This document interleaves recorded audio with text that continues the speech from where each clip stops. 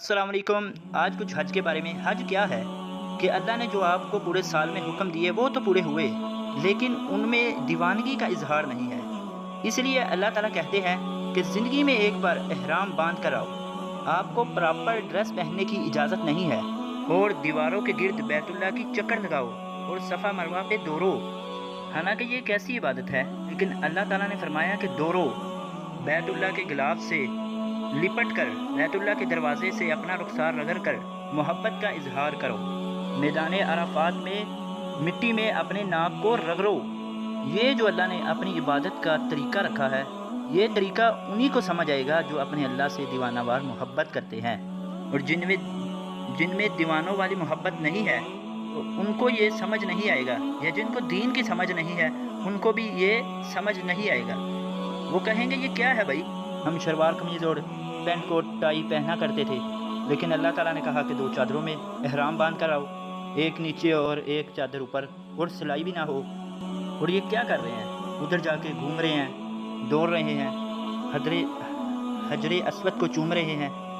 تو بھائی اس پتھر کی بیت اللہ سے نسبت ہے، بیت اللہ اللہ کا گھر ہے، اس لیے اس کو چوم رہے ہیں۔ وہ دیکھیں پھر کیسے گھوم رہے ہوتے ہیں، خانہ کعبہ کے کیسے دیواروں کے ساتھ اپنے رخسار رگڑ کے رو رہے ہوتے ہیں۔ وہ مجنو تھا نا، وہ لیلا کے گھر کے گرد چکر لگایا کرتا تھا، ساتھ ایک شیر پڑا کرتا تھا، اور وہ کہتا ہے کہ لوگوں میں لیلا کے در و دیوار کے گرد گھومتا ہوں، اس کا مطلب یہ نہیں ہے کہ مجھے دیواروں سے محبت ہو گئی ہے، تم مجھے پہلے ہی دیکھ کے مجنو کے تانے دیتے ہو، پاگل کے تانے دیتے ہو۔ لوگوں میں اتنا پاگل نہیں ہوں، ان دیواروں کی نسبت جس کی طرف ہے، اس کی محبت نے مجھے ان دیواروں کے گرد گھومنے پر مجبور کر دیا ہے۔ یہ رشتہ ختم ہو جائے، یہ دیواریں میری نظر میں 2 ٹگے کی نہیں ہیں، یہ تو سیمٹ گارے سے بنی ہیں۔ اس لیے بیت اللہ کا بھی جو دیواریں ہیں وہ سیمٹ گارے سے ہی بنی ہیں، اس کا جو غلاف ہے وہ بھی اسی زمین پر ہی بنا ہے، اسی سیمٹ، اسی ریت، اسی اینٹوں سے بنی ہے، اسی زمین کی۔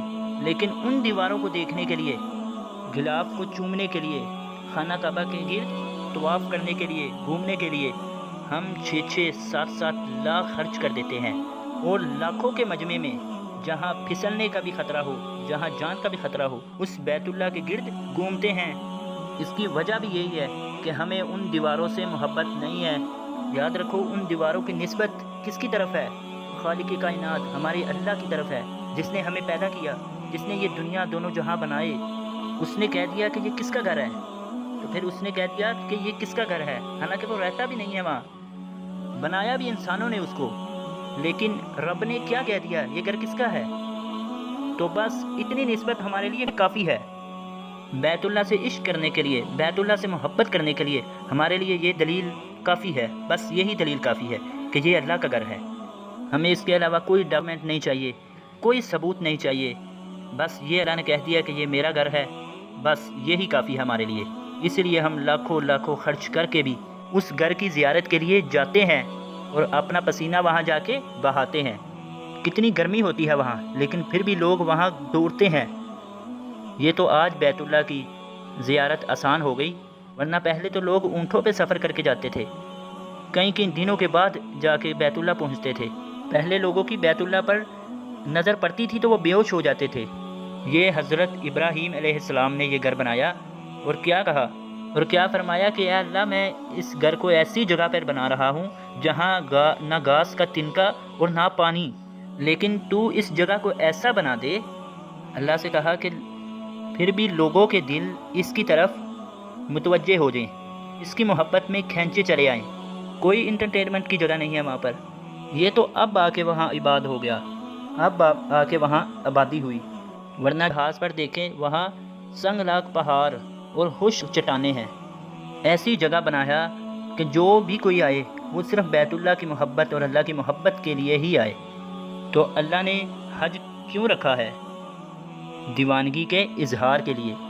اور ہمارے نبی حضرت محمد صلی اللہ علیہ وآلہ وسلم نے فرمایا کہ اسلام کا ذائقہ چکھ لے گا وہ جس نے اللہ کو اللہ مان لیا، نبی کو نبی مان لیا، اور اللہ کی کتاب کو کتاب مان لیا۔ اس حدیث سے پتہ چلا کہ اسلام میں ایک چاشنی ہے، ذائقہ ہے۔ آپ کسی بھی ملکی قوانین کو فالو کریں، اس فالو کرنے میں، اس قانون کو فالو کرنے میں کوئی ذائقہ، کوئی چاشنی نہیں ہے، کوئی مزہ نہیں آتا۔ تو اسلام میں اللہ تعالیٰ نے ایک ذائقہ بھی رکھا ہے، ایک لطف اور مزہ بھی رکھا ہے، اور یہ لطف اور ذائقہ انہی کو پتہ چلتا ہے جو اللہ ماننے میں راضی ہو جاتے ہیں۔ دکھا دے الہی وہ مدینہ کیسی بستی ہے، ہاں دن رات میرے مولا تیری رحمت برستی ہے۔ ویڈیو اچھی لگے تو اس کو لائک اور شیئر اور چینل کو سبسکرائب کریں۔ اپنے دوست عدنان سمیع کو اجازت دیں۔ اللہ